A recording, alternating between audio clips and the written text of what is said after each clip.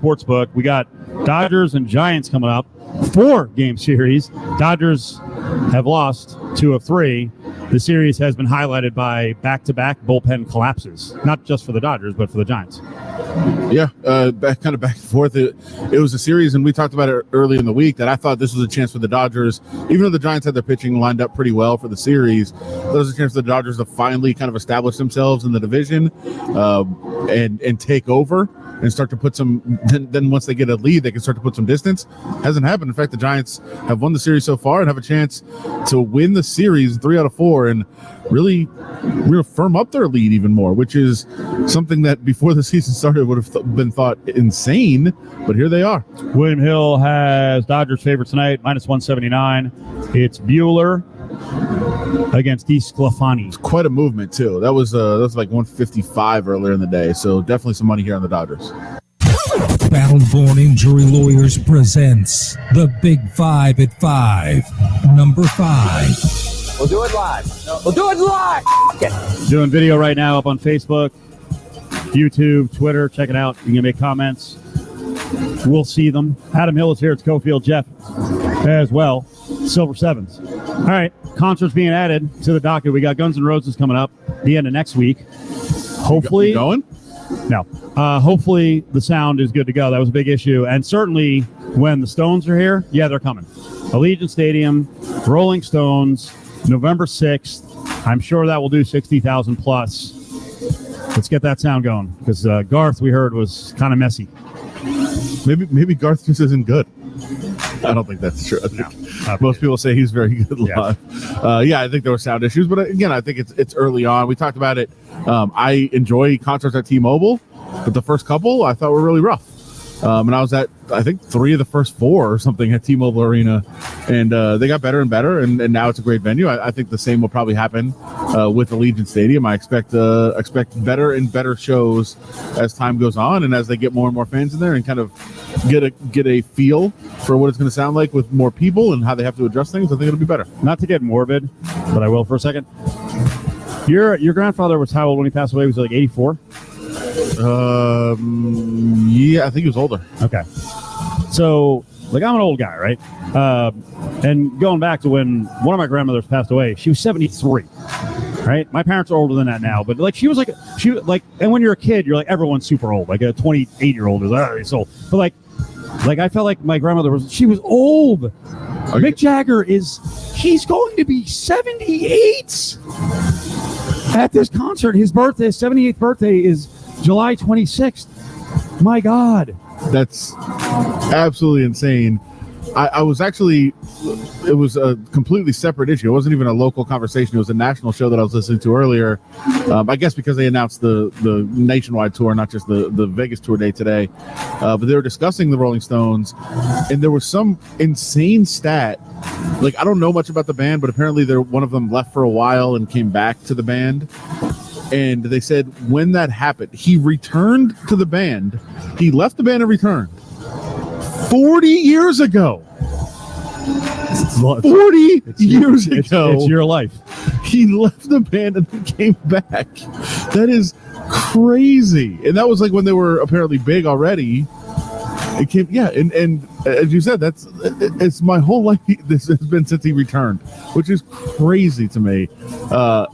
Listen, not my thing. I think it would be a cool experience to go to see them, and to see a 80-year-old man as a lead singer of a sold-out show at Allegiant Stadium is crazy. And from what I hear, still very energetic on stage. Here's a really cool thing from Lotus Broadcasting. We will have tickets. I don't know how we're giving them away. I don't know what stations we're going to have them on, but we will have tickets for that show to hook you up. That's awesome. Before you can buy them. By the way, isn't Axel older? He looks older. He looks old. He acts older. Yes. He's coming out in a wheelchair, right? Isn't he? He's often busted up. He's 4 hours late. Well, last time I 38 minutes. I've had enough. Last time I saw them, he definitely had a broken ankle. Yeah. He just looked feeble up there. But yeah, somehow Mick Jagger moves around better than Axel still does. Just crazy. Number 4. We're laughing at old people. So I'm old. I can do that. He's your age, Axel. You know what? I hope he's older than me. Do we have to find this out? I don't know. I'm gonna I guess. like to look these things up. I'm gonna guess Axel is 54. You know, it's great. Every once in a while, I look someone up because I'm like, man, they look old. And then they're younger than me, and I'm like, yeah. Well, it's fun. We've talked about it, but like the people from like the 70s, Yeah. who you thought were 90 were like 40. Right. Well, I mean, come on. There's some of them. Wilford Brimley is the best example ever. Sure. What was that picture about 2 years ago? In Cocoon? It was Jennifer Aniston at 50 and Wilford Brimley at 50. Wasn't and he you're in Cocoon at 50 when he was supposed to be like an elderly? Right, he was man? supposed to be like 85 years Yeah. old. Axl Rose, by the way, is a lot older than me. He was born in 1962. So he'll be 50. He is 59. Wow. All right. Well, he's So now you're going to go back an elderly now gentleman. you're going to go back and go, you know, He's got some energy for 60. he's doing pretty good. Yeah. He's doing pretty good. Can we get another number 4? Number 4. Was it like Ed Asner and Mary Tyler Moore like 36? And I thought he was 90. Number 4. We need someone to look that up, though, please. Was he in Mary Tyler Moore? I think that was correct, I right? think at the beginning he was under 40, and there's no way you thought he was less than about 65. I would have lost a lot of money on that. And then he's still alive, isn't he? The Wow. great thing is he looks super old, and now he's going to live to 110. We're just going to do age. Just old people talk. legitimately old. He's in his 90s. Okay. He looked 70 in Mary Tyler Moore in 76. Can I say that I was involved in a text conversation today about somebody who, me and a couple of friends who are political nerds, once again heard today that Bob Dole is still alive. Number 4. He's 98 years old. Number 4. Thanks. This is like a day past He just won't 96. stop. He won't stop. Number Did we find 4. that Asner thing? I'll look it up. Are the Kraken going to be good based on what you saw in the expansion draft yesterday and what they could do with their free agent money or their cap space? I want to see what they do in free agency. That's obviously a big key. They drafted not necessarily to put the best team together. The plan is obviously to put the best team together, but they didn't take the best available players in the expansion draft, you would think, because they want to have some flexibility in free agency, not only this year but next year.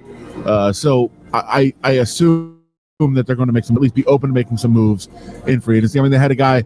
It sounds like they at least tried to negotiate with Landeskog, and they may have taken him if he would have signed with them. So there was some attempts maybe that they could have been a little bit better. But yeah, I think they're going to be decent in that division, which is the same as the Golden Knights division, which is going to be absolute garbage next year. They have a chance to compete for a playoff spot. I can't do this. What did you find that? I'm too distracted today. Okay. How old are you? 42. When Mary Tyler Moore show started, Ed Asner was younger than you. He was 41. I mean, looking back, he looked like he was 60 something. But he played the part well. You're supposed to, you're supposed to be like a grizzled old veteran of the business. At 41, Wasn't it? It was newspaper business, wasn't it? Or TV station. media? TV Okay, station, yeah. media business. Yeah. And I can tell you, media will age you, well, but it aged especially you worse back then. Apparently, I guess acting ages you too. sure. Do we just need to keep hitting number 4? Well, how about you want me to tie this in? Yeah. I mean, this is a stretch. I believe the Kraken already 9th oldest team in the NHL. No. Yeah. Is that right? Yeah, I think average age like 27.3. They do have better odds, if I'm correct, to win the cup than 11 existing teams. And their roster is not complete. Seems like an overplay. Well, Seems like they've overly cushioned the whole thing based on the Golden Knights' danger in year 1. Well, it's not even the Golden Knights' danger. I would imagine it's because the league learned many things about the Golden Knights, and we saw the Kraken apparently tried to reach out and do some of the same deals the Golden Knights did, and teams were like, nope, just take one guy. We're not gonna say, we're Anaheim. You know what? We want to protect a bunch of guys. Why don't you take Stoner and we'll throw in Shea Theodore as a gift? Right. Like teams aren't going to do that anymore. They're not going to give you gifts to take other players. They just said, hey, we're going to lose one guy and take your one guy. We're not going to give you 4 to take one and have those turn out to be really good players, which is what happened with the Knights. So teams learned, but I think also sportsbooks learned that with expansion teams, you're going to take bets on them just as souvenirs, which is what happened with the Golden Knights. In a lot of cases, people weren't betting on them because they thought they'd win. They were betting on them so they could have a ticket to put on their wall, like in their man caves or whatever they're putting together. Like, oh, look, I had this ticket on the Golden Knights at 200 to 1 to win, $20,000, and I kept it as a souvenir. And then they almost cashed. And they had so many of those tickets out there that almost cashed that they learned people are going to do this, so you can't really put a big number on these expansion teams. Number 3. Trade deadline coming up. I'm going to see some movement around Major League Baseball. Nelson Cruz, maybe the best bat available. A good bat. He's an older guy, and he's been having a really good year. Traded to Rich Get Richer. Unbelievable. Evil Empire? The Rays are an evil empire, but it's mostly because they're smarter than everyone else. They added Nelson Cruz for a couple of quality AAA arms. We'll see what happens with those guys going back to the Twins. That's a good addition, right? Gives them some pop, gives them some flexibility. Biggest name on the trade market, according to... Can I stop with one thing on Nelson Cruz? Yep. Because I think what it really did... Yeah. Their biggest competition, or among their biggest competition for wild card, is the A's, and I think the A's were getting him, and I think the Rays said, "No, you're not. Blocked him. We're going to block you. We're going to get him." And I think that was even bigger for them than getting Nelson Cruz is great, but I think that was part of it, and the market was limited because he can't go to the NL. Right. Biggest name, according to CBS Sports, on the trade market that could be moved: Chris Bryant, hometown hero. He should fetch. Yeah, if they are indeed moving him, and I do think he's available for the right price. Yeah, I would definitely think that he would be able to fetch something decent. I think the Buxton stuff is interesting too, because he has potential to be one of the best players in the league. He just hasn't yet. Yeah. If he is available, which I think is silly because I wouldn't give up on him, that would be kind of a game changer too, of like how much you could get for him and what kind of an impact you could have. Do you think there's any advantage for a team like the Mets to get Bryant in the fold and then have, their few months with him to negotiate? Would that be your next big purchase? We talked to Koken on Monday, and he was saying, now that Lindor's gone down, they should make a run at Javier Baez. And I'm like, I don't know, man. I don't know if I'm making, and they're not purely middle infielders, but I don't know if I'm spending like $600 million locking up Javier Baez, and you already have Lindor. Well, then when the plan would be play shortstop and then move to second, going in the future, and now you have like the best middle infield in the league. I guess that would make some sense. I guess what I'm saying is, who do you trust more, a guy like Bryant or Javier Baez? Sure. I'm maybe biased, but Bryant. I'm a Las Vegas devotee, and somebody I've been around Chris Bryant since high school, so I'd be biased in that direction. And he's not only a great player, but an even better citizen.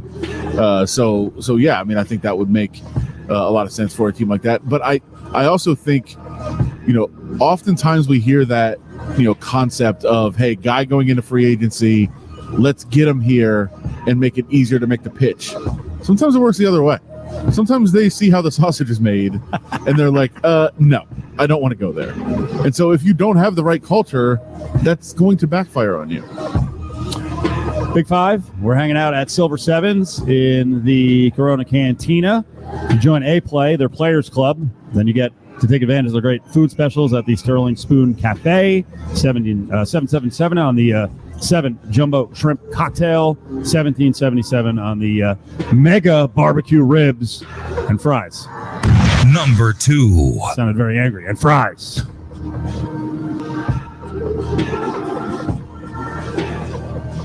Number 2. Still thinking of Ed Asner. I know.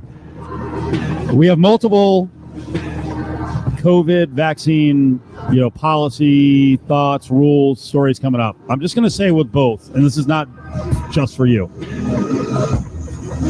We all need to pump the brakes on what the possibilities are for the next 4 or 5 months, because I think a lot of us get stuck in this like, good, fire and brimstone, don't do what we want, you pay the penalty. There's got to be some nuance to this. So we saw the story yesterday and today involving coaches, right? College football coaches. One, Nick Rolovich, formerly in the Mountain West Conference at Hawaii. Now he's at Washington State. He's not going to be at Pac-12 Media Day on Tuesday. You got to be vaccinated. He's not. He said he's not going to get vaccinated. He's not going to give a reason, and that's the end of the questions. Dave Doran, this morning, the NC State coach, said he doesn't have any idea what his team or where they are in terms of vaccinations. That's he's not a medical guy. Not his concern, right? Now, there's nuance with this. First on Doran, there are players on the NC State roster who at Media Day said most of us are vaccinated. So is there anything wrong with Doran just going, you know what, I'm not really keeping track of it, or is he kind of just trying to be truculent and uncooperative on a topic that, like, what's the hidden agenda here? Well, I don't know, but bro, you might want to look around your school. Like, you've already potentially cost yourself a national championship.